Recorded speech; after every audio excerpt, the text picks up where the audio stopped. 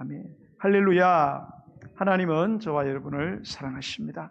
우리 하나님 좋으신 하나님이십니다. 우리 전후좌우를 바라보시면서 주의 이름으로 환영하고 축복하겠습니다.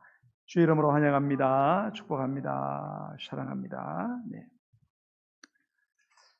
예수님께서 십자가를 지시고 골고다 언덕을 올라가실 때 예수님은 십자가 형틀을 메고 앞서가고 계셨고요. 로마의 병정들은 그 뒤에서 계속해서 채찍질을 해대면서 길을 재촉하고 있었습니다. 그때 많은 유대인들이 그 뒤를 따르고 있었는데요. 그 가운데는 자기들의 가슴을 쥐어뜯으면서 흐느껴 우는 여인들이 있었습니다.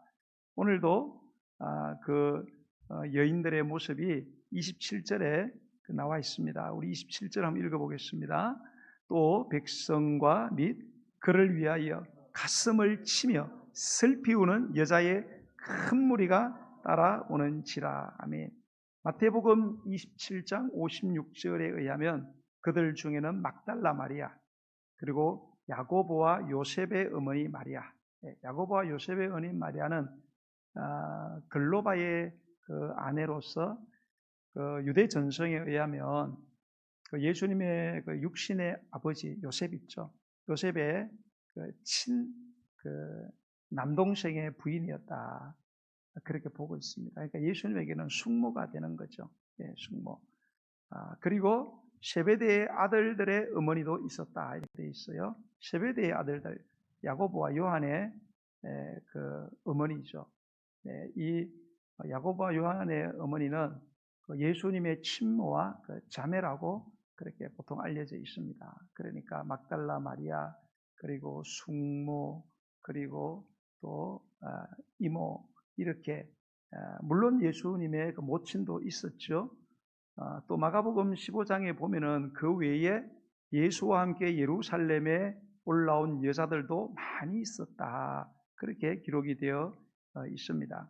자, 어쨌든 그렇게 가슴을 치면서 그 흐느껴 슬피 우는 그 여인들을 향하여 예수님께서 그 무거운 발걸음을 멈추시고 돌이켜셔서 그들을 향하여 의미심장한 말씀을 하십니다. 그 말씀이 바로 28절 말씀이에요. 우리 한번 읽어보겠습니다. 시작. 예수께서 돌이켜 그들을 향하여 이르시되 예루살렘의 딸들아, 나를 위하여 울지 말고 너희와 너희 자녀를 위하여 울라. 예. 여인들이 흐느껴 우는 거예요. 예수님께서 예루살렘의 딸들아, 지금 나를 위해서 그렇게 지금 울 때가 아니다. 너희와 너희 자녀를 위해서 지금 울어야 할 때다. 그런 의미심장한 말씀을 하세요. 왜 예수님은 그런 말씀을 하셨을까? 여러분, 예수님은요, 지금 이 말씀하실 때가 금요일이거든요. 예. 그 목요일 늦은 저녁에 겟세마네 동산에 올라가셔서 기도하시잖아요. 체포가 되십니다. 체포돼서 밤새도록 예수님은 철야 신문을 받습니다. 그 재판을 받고 아침이 되어서는 혹독한 채찍질을 당하고요. 그리고 당신이 못 박혀 달릴 십자가를 지고 쓰러지기를 반복하면서 처형장으로 올라가고 있는 중이었어요. 여러분, 예수님의 고통의 상황을 한번 상상해 보시기 바랍니다.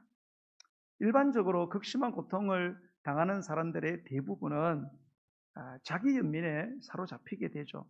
그리고 다른 사람들이 자신의 고난을 알아주기를, 또 고난당하는 자기를 위로하기를 그렇게 기대를 합니다. 그러나 예수님은 전혀 달랐어요. 상상할 수 없는 그 고통과 수치의 십자가를 지고 가는 상황, 임박한 죽음 앞에서도 예수님은 자기 자신에 대해서는 1도 관심을 갖지 않으셨어요.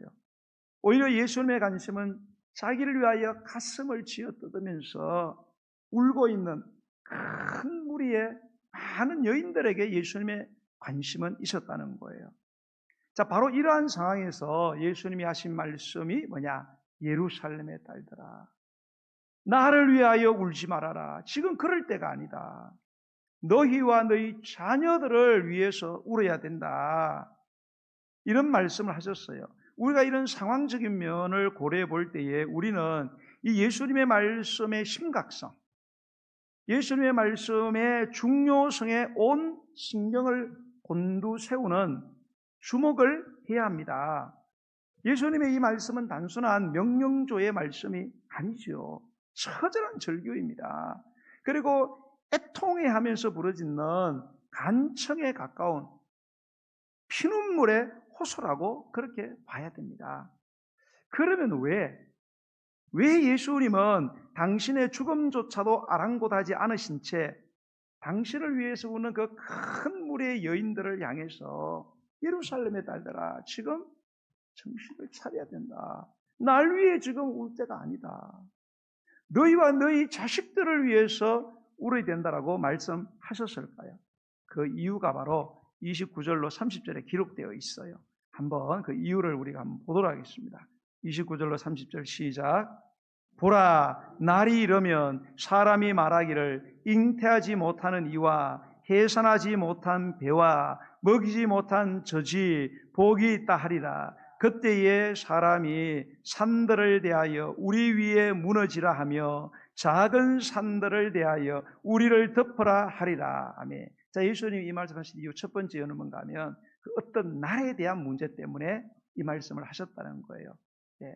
날이 이르면 보라가 하는 건 정신을 곤두세우고 주목해 보라는 거예요. 어떤 날이 이르게 될 거라는 거예요. 그 날은 어떤 날이냐? 두 가지로 이야기하고 있어요.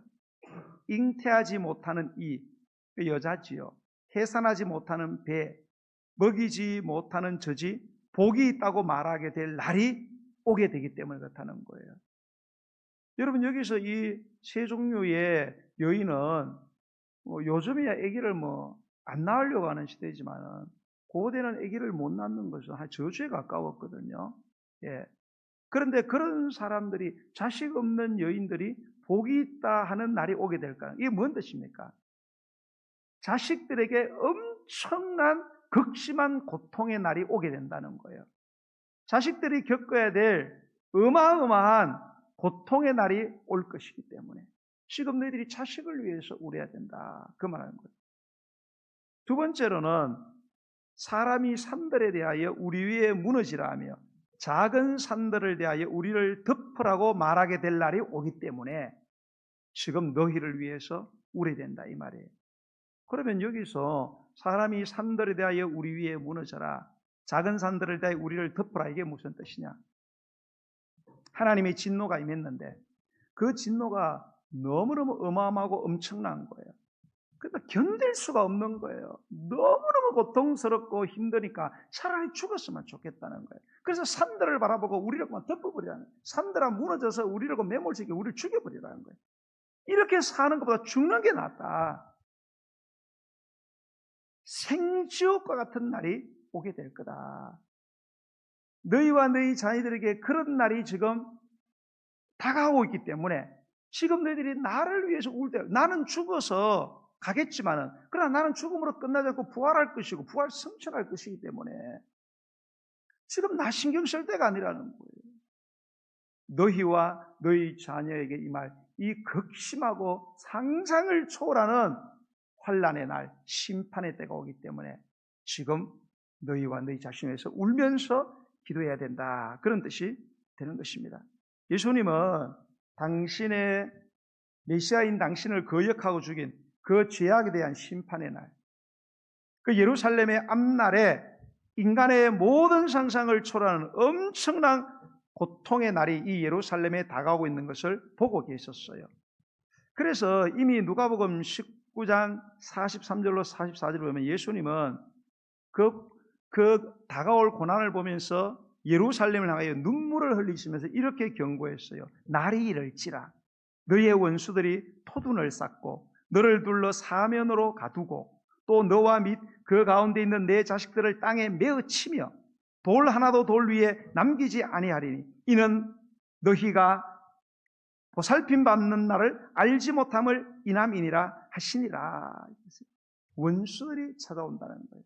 예루살렘 성은 난공불락의 성이거든요. 절벽 위에 세워져 있어요. 절대로 무너뜨릴 수 없는. 근데 토둔을 쌓아요. 예. 흙을 쌓아서 그 높이만큼 쌓아가지고, 예. 그래서 뭡니까? 성을 점령하게 될 거라는 거예요. 그때 어떤 일이 벌어지냐? 너와 너희 자식들을 땅에다가 메어 친다는 거예요. 예. 여러분, 우리야 땅에 메어 치면 죽으면 되는데, 여러분의 자식들을 여러분 뒷다리 잡고 막 땅에 메어 친다고 상상해 보세요, 여러분. 얼마나 가혹하고 비참합니까? 그런 날이 올 거라는 거예요. 그리고 돌 하나에 돌도 남지 않느냐? 성전이 완전히 파괴되어지게 될 거다, 이 말이에요.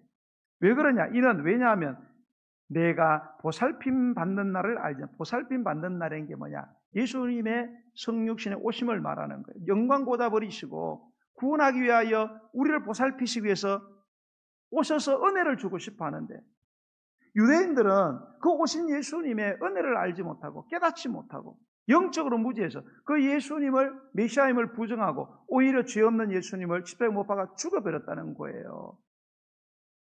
그 보살핌의 날을 그들이 알지 못하고 그렇게 하나님을 거역하고 불순종했기 때문에 이런 환난을 당하게 될 것이다. 그 이야기를 경고하고 계시는 것입니다. 그러면 여러분, 예수님이 말씀하신 그날, 이 날은 과연 실제적으로 일어났느냐? 일어났습니다. 우리가 역사의 기록을 보면요, 예수님께서 십자가에서 죽으신 후로부터 정확하게 37년 후, 그러니까 기원 후 70년이죠. 70년. 예수님을 정죄하여 십자가에 못 박은 이 예루살렘은 역사상 전무후무한 지옥 같은 전쟁에 의해서 멸망을 당하게 됩니다. 이 전쟁은 과연 예수님께서 울라고 말씀하실 만큼 너무나도 끔찍하고 참혹한 전쟁이었습니다.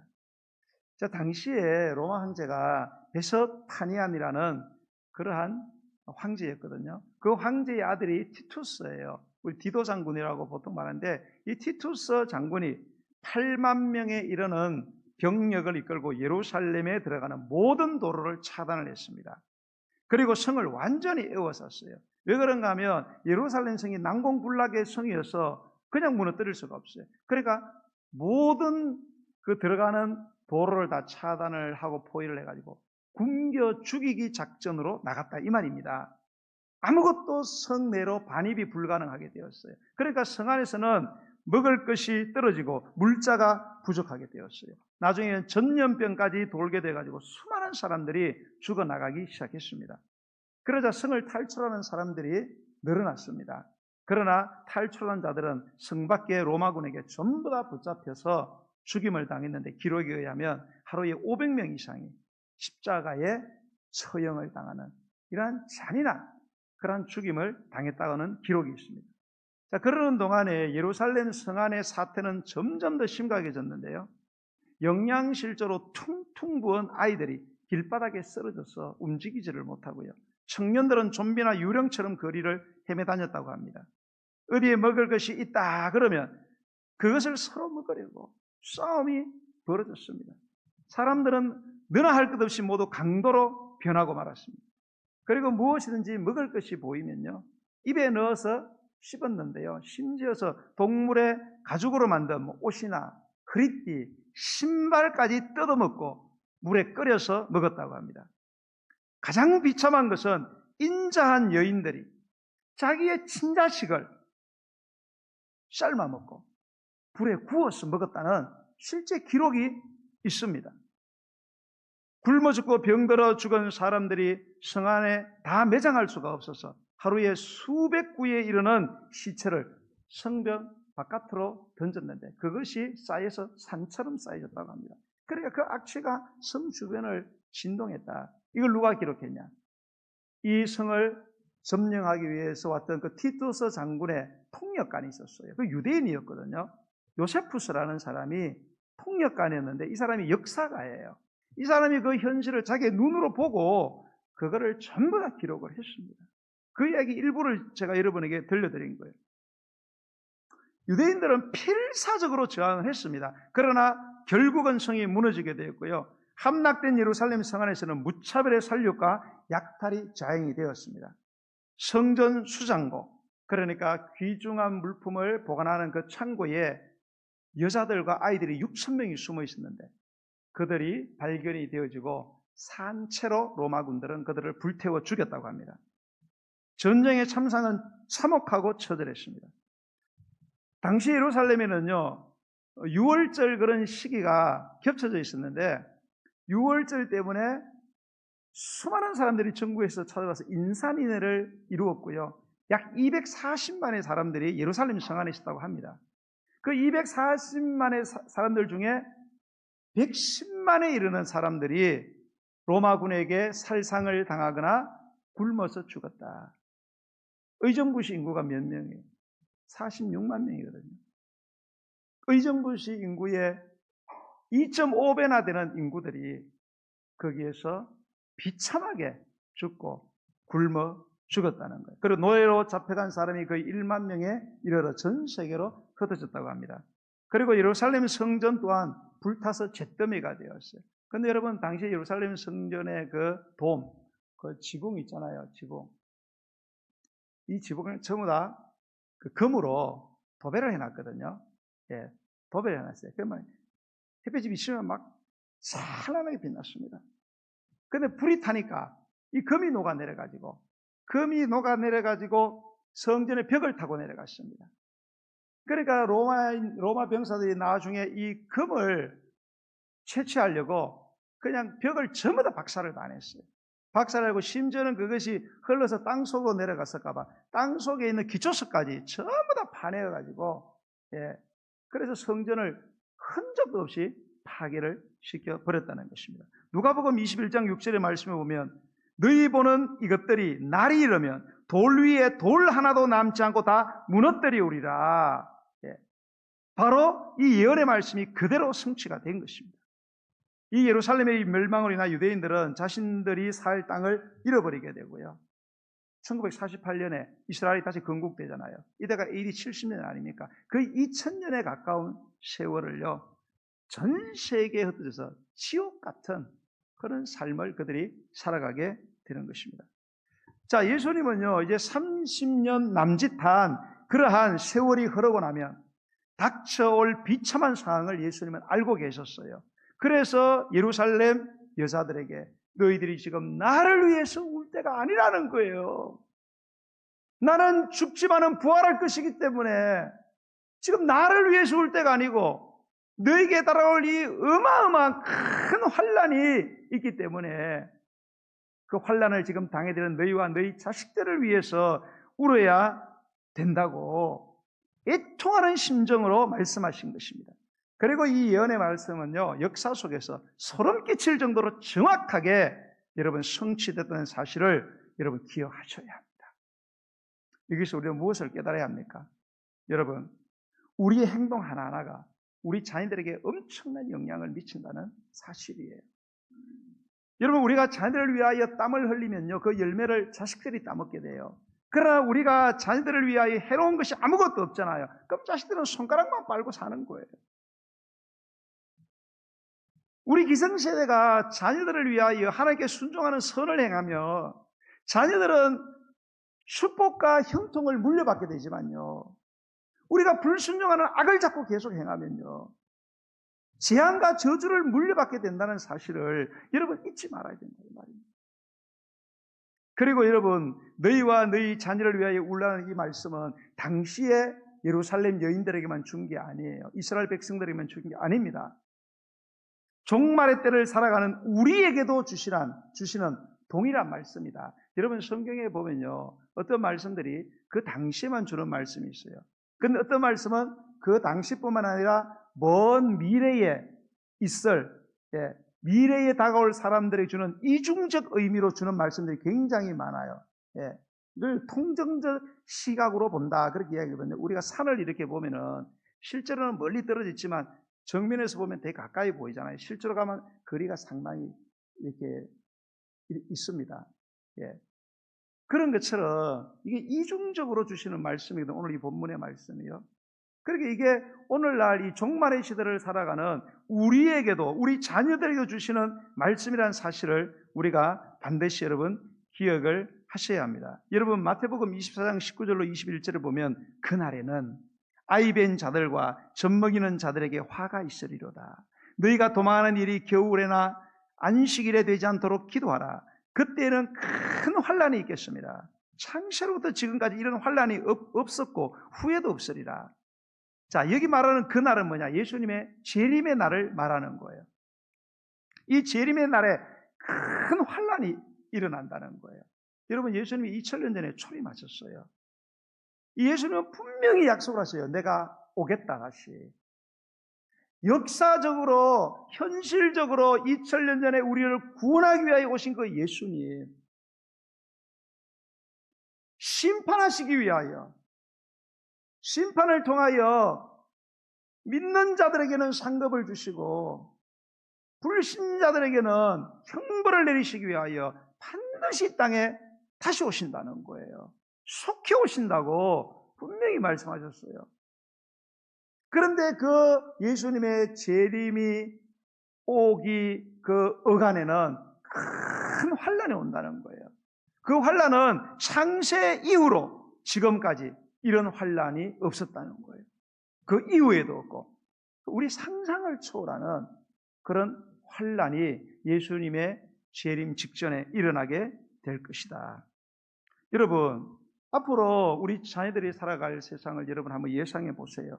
오늘 본문의 예수님의 예언적인 말씀과 그 성취가 바로 그 다음 세대에 이루어진 것처럼 우리 자녀들에게 닥칠 미래가 여러분 정말로 걱정되고 두렵지 않습니까?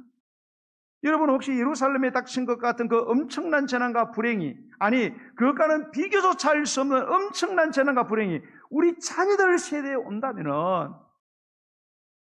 어떻게 여러분 하시겠습니까? 생각만 해도 끔찍한 일이 아닙니까, 여러분? 우리는 지금 너무 이 평안한 시대에 살아가기 때문에 이런 환란의 날에 대한 현실적인 감각을 다 잃어버렸어요. 여러분, 지금도 보세요. 예? 러시아와 우크라이나가 계속 지금 전쟁하고 있어요. 미국과 이란과 이스라엘이 계속 오늘 장로님도 기도하셨지만 여러분, 그 중동의 화약고에서 전쟁이 일어나니까 전 세계가 여러분 휘청휘청하고, 여러분, 이렇게 문명이 발달하고 인간의 지혜가 발달한 세상에 누가 물리적인 전쟁을 할 거라고 누가 상상했습니까? 그냥 탁자에 앉아서 서로 의논하고 평화를 도모할 거라고 다 생각을 했죠. 설마 물리적인 전쟁을 하겠나? 이런 일이 일어나겠나? 여러분, 지금 우크라이나의 현실을 한번 여러분 보세요. 이란의 현실을 여러분 보세요. 생지옥입니다. 생지옥. 우리나라도 이런 말 전쟁이 일어난다고 한번 생각해 보세요. 막 정원이 막 이게 막 뚜껑 열려가지고 막 돌아가지고 막 미사일 쏴제키고 그리고 막 그냥 더 열받아가지고 막 핵 쏴버리고 거의 한반도는 생지옥 되는 거예요. 막 다 미쳐버리는 겁니다. 그런데 그게 우리의 자녀들이 있다고 생각해 보세요. 끔찍한 일 아닙니까? 여러분, 히브리서 1장 2절에 보면 이런 말씀이 있어요. 이 모든 날 마지막에는 아들을 통하여 우리에게 말씀했다. 이 모든 날 마지막에는 신약의 시대를 말합니다. 여러분, 이 신약의 시대를 신약이라고 말하지 않고 이 모든 날 마지막이다 이렇게 얘기하고 있어요. 이게 뭔가 하면은 한자로 말하는 말세, 그런 뜻입니다. 말세. 예수님이 2000년 전에 초림하심으로 이 세상은 어떤 시대에 돌입했느냐? 종말의 시대에 돌입을 했다는 거예요. 구약의 시대는 종말의 시대가 아니었어요. 그렇게 급박한 시대가 아니었어요. 그러나 예수님이 오신 이때부터는 종말, 말세가 시작돼요. 늘 말씀드리잖아요. 건물이 잘 서 있다가 기울어지기 시작했다. 이게 지금 어디까지 기울어졌는지 몰라요. 여러분이 이 건물 안에 있다면 어떻게 하시겠어요? 뭘 해야 되겠습니까, 여러분? 건물이 막 기울어져 가요. 여기서 잘 먹고 잘 살면 되는 겁니까, 여러분? 가장 심한 게 뭐예요? 여기서 탈출해야 돼요, 여러분. 그리고 이 넘어가는 것을 인지를 하고 있어야 돼요.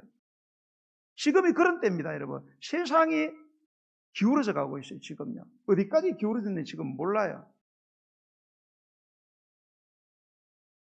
베드로전서 4장 7절에 보면 베드로가 이런 말을 합니다. 들어보세요. 만물의 마지막이 가까이 왔으니 그러므로 너희는 정신을 차리고 근신하여 기도하라. 자, 베드로전서 4장 7절에서 베드로가 만물의 마지막이 가까이 왔다. 이 만물의 마지막은 뭐냐?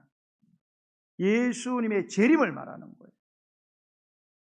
아까 말하는 모든 날의 마지막은 예수님의 초림을 말하는 거고, 이 베드로가 말하는 만물의 마지막은 예수님의 재림을 말하는 거예요.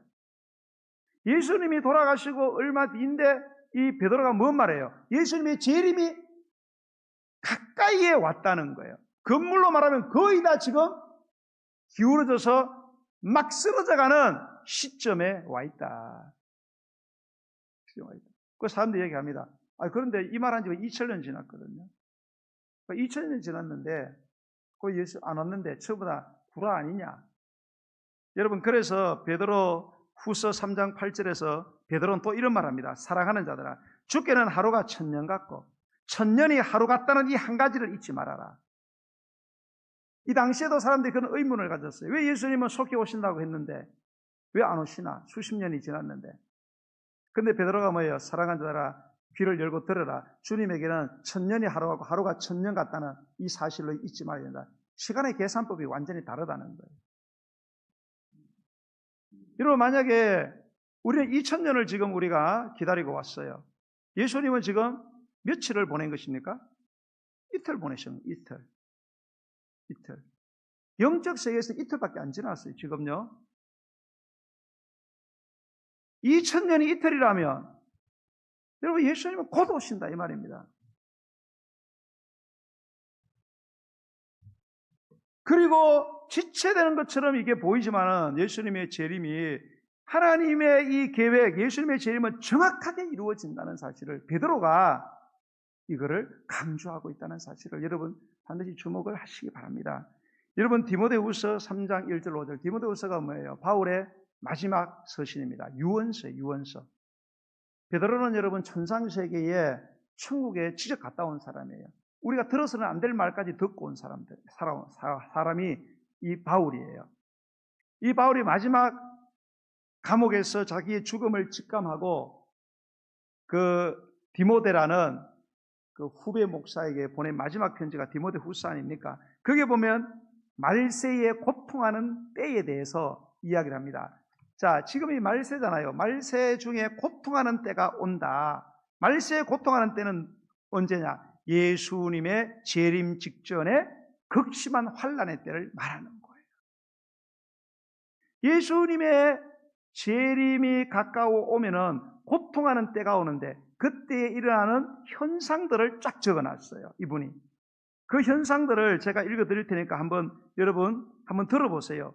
지금의 우리의 살아가는 세상과 얼마나 흡사한지를 한번 여러분 비교해 보시기 바랍니다. 자, 사람들이 자기를 사랑하며, 돈을 사랑하며, 자랑하며, 교만하며, 비방하며, 부모를 거역하며, 감사하지 아니하며. 저 감사하는 사람을 잘 만나십니까? 거룩하지 아니하며, 무정하고, 원통함을 풀질 않아요. 특히 예수님 믿는 사람들이 원통함을 풀질 않아요. 그래서 판사들도요, 예수 믿는 사람들이 서로 예수 믿는 사람들끼리 재판하면 너무 무섭대요. 예수 믿는 사람들은 끝까지 간대요. 불신자 사람들은 술 한잔 먹고 그냥 푸는데 예수 믿는 사람은 끝까지 간다는 거예요. 이거를 모함하며, 절제하지 못하며, 싸나우며, 선한 것을 좋아하지 않아요. 배신해요, 조급해요, 자만해요, 쾌락 사랑하기를 하나님 사랑한 것보다 더 사랑하고, 경건의 모양은 있으나 경건의 능력을 부인하는 자니 이 같은 자들에게서 내가 돌아서라. 어떻습니까, 여러분? 지금 이 현상들이 일반화되어 있지 않습니까? 지금의 사는 시장하고 너무나 일반화되어 있어요. 사람들은요, 이런 오해를 합니다. 문명이 발달하고 의학이 발달하고 인간의 그런 어떤 지금 살아가는 세상이 자꾸 좋아지니까 이 세상이 정말로 좋아질 줄로 생각해요. 여러분, 과연 그럴까요? 우리나라도 살기 너무 좋죠? 자꾸 좋아질 것 같죠, 여러분? 여러분이 정말로 경제를 공부를 하신다면, 여러분, 문명이 발달하고, 과학이 발달하고, 의술이 발달하고, 그러면 세상이 좋아져, 경제로 좋아지냐? 자꾸 나빠집니다, 여러분. 자꾸 나빠집니다. 여러분, 이 세상에서 행복 지수가 높은 나라가 어디입니까? 미국, 영국, 일본 이런데 우리나라입니까? 아닙니다. 방글라데시 이런데.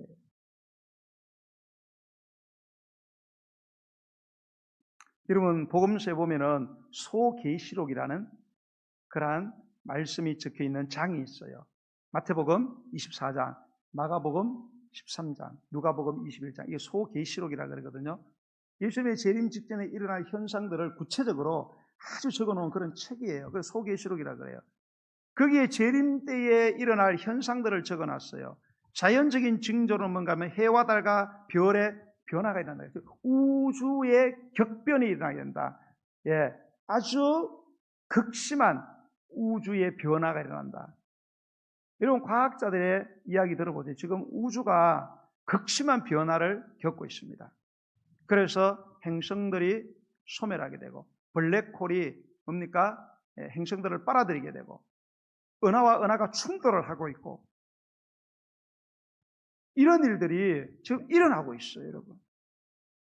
사회적인 징조로는 전쟁, 기근, 지진, 환란입니다. 여러분, 얼마나 많은 지금 전쟁들이 나오고 있습니까? 항상 긴장 상태예요. 기근, 지진. 예. 우리는 정말로 하나님의 은혜로 이 한반도에 살아갖고 기근, 지진 이런 거는 잘 안 겪고 있지만 여러분, 전 세계적으로 이런 일들이 계속 일어나고 있어요. 종교적인 징조는 거짓 선지자, 거짓 그리스도가 출현하게 된다. 우리나라에도 내가 예수다는 사람이 40명이 넘습니다. 이런 일들이 역사에 이렇게 지금 이런 일이 일어나고 있을 때가 없었습니다, 여러분. 특히 마태복음 24장 21절에 말하는 큰 환란, 창세 이후에 없었던 극심한 고통의 시기가 예수님의 재림 직전에 일어나게 될 거다. 성도는 이 환란을 피할 수 없지만 그러나 마태복음 24장 13절에 보면 끝까지 견디는 자는 구원을 얻게 될 거다라고 약속을 하고 있습니다. 여러분, 그러면 우리가 어떻게 이런 환란이 다가오는 이날에 끝까지 견딜 수 있습니까? 울며 기도해야 될 줄로 믿습니다. 울면서 기도해야 돼요. 지금 다른 거 할 때가 아니에요. 나와 내 자식들을 위해서 울면서 기도해야 돼요. 자, 예수님의 이 간곡한 요청을 들은 예루살렘 교회는 예수님의 육신의 동생 야고보가 지도자가 되어갔고요.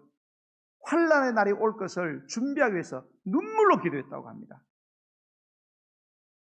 그런데 아니나 다를까 주 67년에 이스라엘이 로마의 반란을 일으켜서 이거 유대 전쟁이라 하거든요. 그래서 로마군이 예루살렘을 완전 포위하여 빠져나갈 길이 없는 상태가 되고 말았습니다. 그런 중에도 예루살렘 교회는 너희와 너희 자녀를 위해서 울면서 기도하라, 이 말의 의미를 알았어요. 울면서 기도하면 하나님이 구원해 주실 것이다. 그 사실을 믿고 그 포위가 되어 있는 상황에서도 막 눈물로 펑펑 울면서 기도를 했다고 합니다. 그런데 그때의 로마 황제가 누구였는가 하면 네로 황제였거든요. 근데 네로 황제가 갑자기 사망을 합니다. 자살을 하지요. 그 로마의 그 화재 사건 터지잖아요. 예. 그 이후에 그 기독교인이 다 뒤집어 씌우고 그러면서 결국은 몰려가지고 자살을 하게 됩니다. 그러자 원로원들이 차기 황제를 선출하는데 누구를 선출하냐? 기묘하게도 그때의 예루살렘을 포위하였던 그 베스파니안 황제, 장군이죠. 그 당시는. 그 장군을 로마 황제로 초대하자. 그 만장일치로 결정을 한 거예요. 그래서 그 베스파니안 장군에게 전보를 쳐가지고 당신을 황제로 초대합니다. 그러니 지금 예루살렘 성 공격하던 거 멈추고 그리고 로마로 입성을 하십시오. 그래서 포위 작전을 잠시 멈추고 포위망을 느슨하게 해놓고 그 군대를 아들 티투스 장군에게 맡기고 로마로 회군을 하게 됩니다. 그래서 잠시 포위가 풀려진 그 상태가 되었는데요.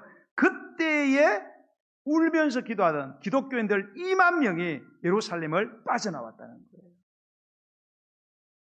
빠져나올 때 다른 많은 유대인들에게 함께 가자. 여기 있으면 예수님의 말씀에 의하면 여기에 계속 있으면 전부 다 죽는다. 그러니까 유대인들은 무슨 소리냐. 지금 베스파니안 장군이 지금 로마로 돌아간 것은 이거 하나님께서 로마군을 철수시키는 거다. 이게 나갈 이유가 없다. 그리고 계속 거기에 버티고 있다가 결국은 티투스 장군에게 AD 70년에 완전히 비참한 죽임을 당하고 말았습니다. 하지만 그때 예수님의 말씀을 믿은 사람들은 눈물의 기도로 준비를 했고요. 환난을 피할 길을 하나님께서 그들에게 열어주신 줄로 믿으시기 바랍니다. 사랑하는 성도 여러분, 저는 성경을 보고 모든 세상에 돌아가는 일들을 봤을 때, 또 예수님이 이 모든 날 마지막에 예수님의 초림이 말세의 시작을 알리는 것이었다면, 그리고 모든 지금 돌아가는 모든 세상에, 그리고 어떤 우리가 마지막 날에는 하나님께서 우주 전체에 변화가 일어날 거라고 이야기를 했거든요. 다 녹아내린다. 그래서 지금 우주의 모든 움직임들을 지금 보게 될 때에도 예수님의 재림은 상당히 가까이 왔다. 그렇게 우리는 봐야 됩니다. 믿으시면 아멘. 여러분들은 무슨 목사 뚱딴지 같은 소리냐? 당시에도 다 그렇게 생각했습니다. 당시에도 예수님의 말씀을 무슨 뚱딴지 같은 소리냐? 그런 날이 올 거라고 상상도 못했지. 여러분, 미래가 전무후무한 환란의 때가 예상되는 때에 살아가는 우리는 어느 때보다도 우리 자신과 우리 자녀들을 위해서 우리는 무엇을 해야 하느냐 이 말이에요. 잘 먹고 잘 살기 위해서 허리띠 동여매고 열심히 사는 거 중요하죠. 하지 말라는 거 아니에요. 열심히 일하다가 주님 맞으라 그랬으니까. 그러나 그게 목적이 되어서는 안 됩니다. 여러분이 정말로 자식들을 사랑한다면 우리 어린이 주일을 맞이해서 정말로 자녀들 위해서 우리가 해야 될 게 뭐예요? 좋은 옷 입히고 좋은 거 먹이고 좋은 학원 보내고 좋은 대학 보내고 좋은 직장 구해주고 좋은 결혼시키고 떵떵거리게 살게 하는 것입니까?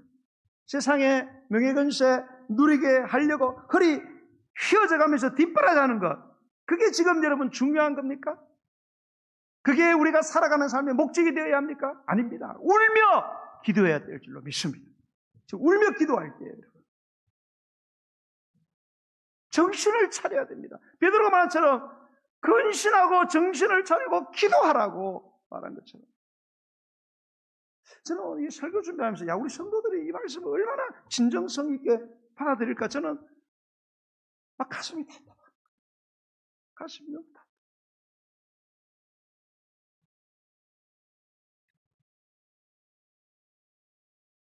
울면서 무엇을 기도해야 됩니까? 여러분, 우리 자녀들의 인생의 가장 큰 성공은 뭐예요? 예수 믿고 구원받는 거예요. 예수 믿고 구원받는 거예요, 여러분. 예수 믿고 구원받는 것보다 우리 인생의 가장 큰 성공은 없는 것입니다, 여러분. 아무리 인생에 좋은 세상의 명예를 다 얻었다 할지라도 우리가 살아가는 세상은 하룻밤과 같다 그러잖아요. 언제 주님의 부르심을 받을지 몰라요. 여러분, 죽음이 내일 오는데 오늘 내가 일확천금을 갖고 있고 누리는 게 뭔 소용이 있습니까, 여러분? 뭐 이런 말씀에서 너무 죄송해요. 사실이잖아요. 여러분, 내일 여러분 죽음이 내게 갑자기 찾아온다면 여러분에게 손에 잡힌 그게 뭔 소용이 있냐 이거예요. 뭔 소용이 있습니까, 여러분? 아무 소용 없습니다.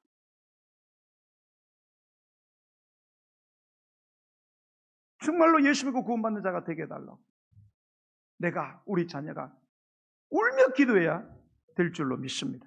그리고 환난의 때가 와도 끝까지 견딜 수 있는 믿음을 갖게 해달라고. 그러다가 주님 맞이하고 우리가 하나님이 계신 뭡니까? 새하늘과 새 땅, 신천신지에 들어가서 주님과 영원히 왕노하며 살아갈 수 있는 그 믿음 달라고 기도해야 될 줄 믿습니다. 여러분, 우리와 우리 자녀들의 시대에 고통의 때, 재림의 때가 올 것이라고 예상이 되지만 우린 절대 실망할 필요는 없습니다. 우리가 눈물로 울면서 기도하면 하나님께서 우리가 환난의 날에 피눈물을 흘리지 않도록 우리와 우리 자녀들을 지키시고 붙들어 주신다는 믿음을 가지시기를 바랍니다. 여러분, 가뭄이 들잖아요. 그러면 물이 다 사라집니다. 그럼 모든 식물이 다 죽어버립니다. 그러면 식물만 죽습니까? 아닙니다. 식물을 먹는 모든 짐승 다 죽습니다. 하늘의 새까지 다 죽어버립니다. 그 짐승과 새만 죽습니까? 우리 인간도 함께 고통을 받다가 죽어버리는 거예요. 마찬가지로 교회 안에서도요. 성도의 눈물의 기도, 이게 없으면 모든 생명은 시들시들 하다가 죽고 마는 교회가 송장교회가 된다 이 말입니다. 시체교회가 되고 마는 것입니다. 하지만 저와 여러분의 눈물의 기도가 있다면 우리뿐만 아니라 우리 자녀들까지 살아나게 되는 거예요. 생기발랄하게 새로워진다는 사실을 여러분 믿으시기 바랍니다. 그리고 어찌든지 하나님 앞에 더 자주 엎드려 더 많이 눈물을 흘리는. 제가 어릴 때 교회 풍경 생각해보면 많은 분들이 기도하면서 우시는 분들이 많았어요. 정말 우는 분들이 많았어요. 의자 있으면 의자 위에 올라와서 무릎 꿇고 울고, 땅바닥에 내려앉아 울고. 요즘은 그런 풍경이 진짜로 사막의 바늘처럼 찾기가 힘들어요. 교회가 송장교회가 되고. 여러분, 이대로 가면 안 됩니다. 여러분 어떠세요? 여러분은 지금 우리 말세 시대를 살아가면서 예수님의 이 말씀, 지금 나를 위해서 울 때가 아니고 너희와 너희 자녀를 위해서 눈물 펑펑 흘리면서 흘리면서 울어야 된다. 이 말씀을 얼마나 진정성 있게 여러분 받아들이고 있습니까? 여러분 이 말씀을 꼭 믿음으로 받아들이시고 눈물 많이 흘리며 여러분과 여러분의 자녀를 위하여 기도하는 여러분들이 되시기를 어린이 주일에 주 예수 그리스도의 이름으로 간절히 축원드립니다. 우리 찬양 드리면서 준비하신 예물을 하나님께 드리겠습니다. 390장 찬양 드리겠습니다.